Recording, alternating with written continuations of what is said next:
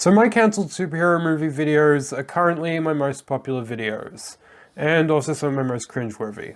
So I figured I would do another one, because I really need that AdSense revenue. And also because there's plenty of other cancelled superhero movies that I didn't cover, a lot of which you guys mentioned in the comments of those videos.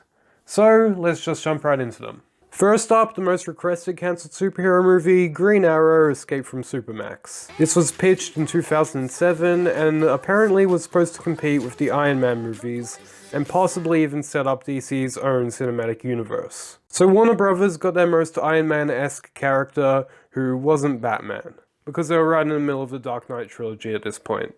The script was written by David S. Goyer, who's written a bunch of superhero movies such as co-writing the Dark Knight trilogy, Man of Steel, Batman v Superman, the Blade trilogy, and Ghost Rider: Spirit of Vengeance. And also Justin Marks, who was unknown at this time but went on to write the screenplay for 2016's The Jungle Book and is currently working on Top Gun: Maverick. You can find the full script online, but basically the film starts off with Green Arrow as an established superhero, completely skipping the origin story.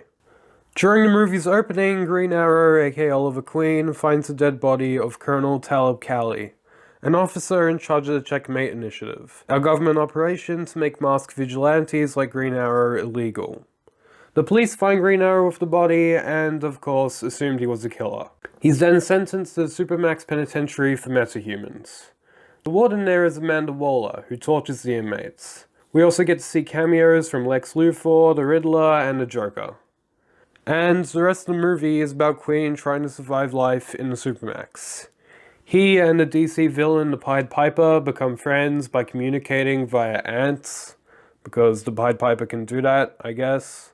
They team up with other villains like Icicle and Gemini, both of which Green Arrow put in prison. Then they work on escaping. Along the way, Queen becomes more sympathetic for the inmates, as a lot of them are just people who've made mistakes in the past. They manage to escape the prison, and afterwards, Queen exposes Supermax for being abusive to its prisoners, getting it shut down, and Amanda Waller thrown in prison. So it's basically the Shawshank Redemption, but in the DC universe. There's quite a lot I skipped over, but again, you can find the full script online. The director was rumored to be David S. Goyer, who isn't the best pick in my opinion, as the only other superhero movie he's done was Blade Trinity. There were also rumors at this time that Matt Damon was in negotiations for the role.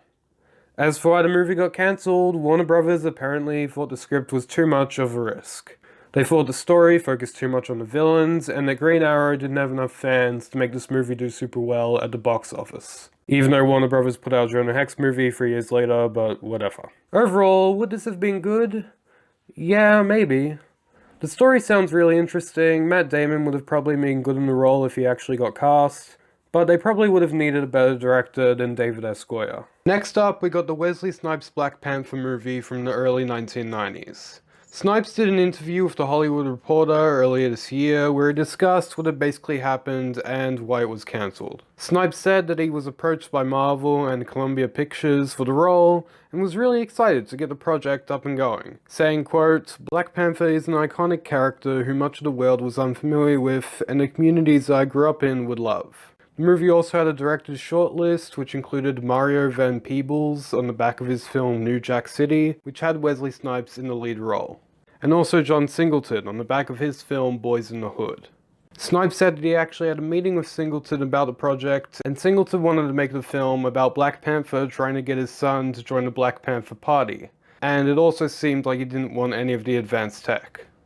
Screenwriter Terry Hayes, who wrote Mad Max 2 and 3, had discussed ideas with Snipes and execs over at Marvel and Columbia, when the movie starts off with a battle in Wakanda, and T'Challa, who is a baby at this time, is put on a river in a basket to be saved, and winds up somewhere else, probably America somehow. Then he's attacked in an elevator and has to go back to Wakanda, I presume. As for why it was cancelled, Wesley Snipes said, quote, "Ultimately, we couldn't find the right combination of script and director.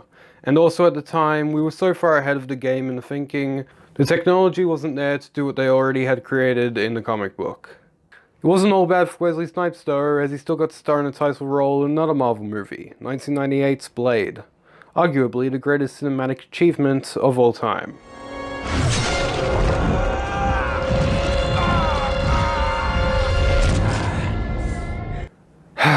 They just don't make movies like this anymore.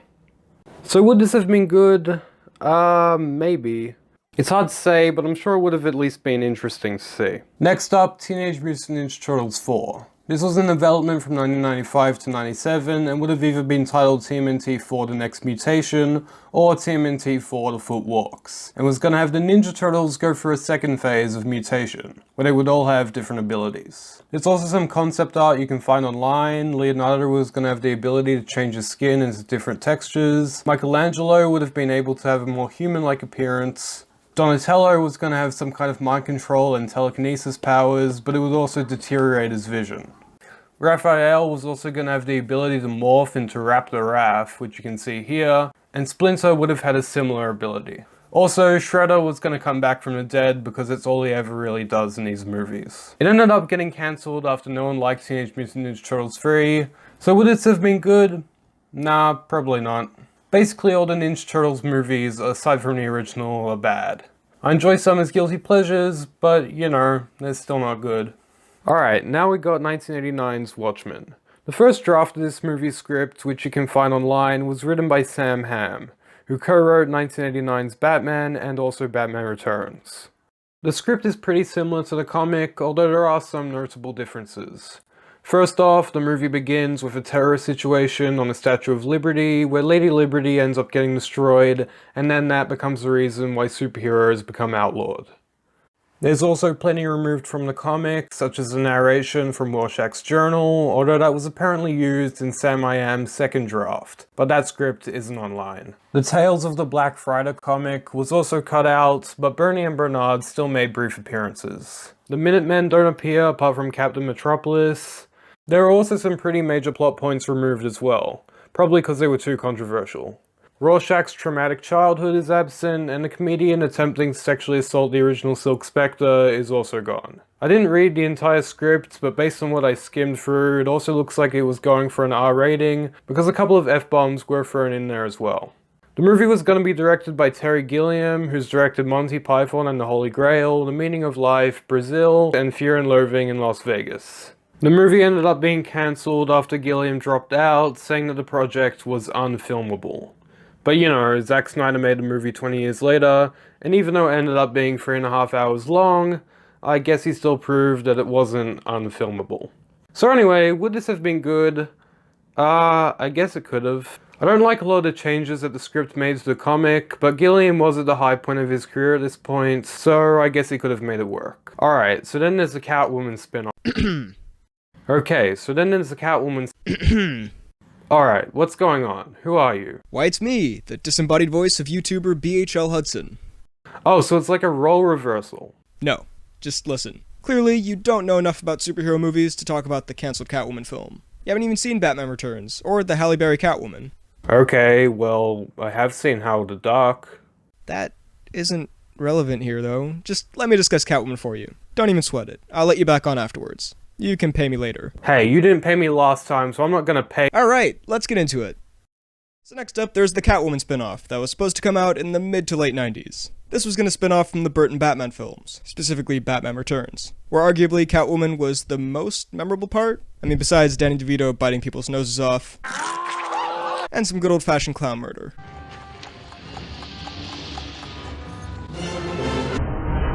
Michelle Pfeiffer actually opened up about this recently, saying in regards to Roll's Catwoman, "I love that part. I felt like I was just getting comfortable and getting used to the claws and the mask, just figuring out how to move and all of it."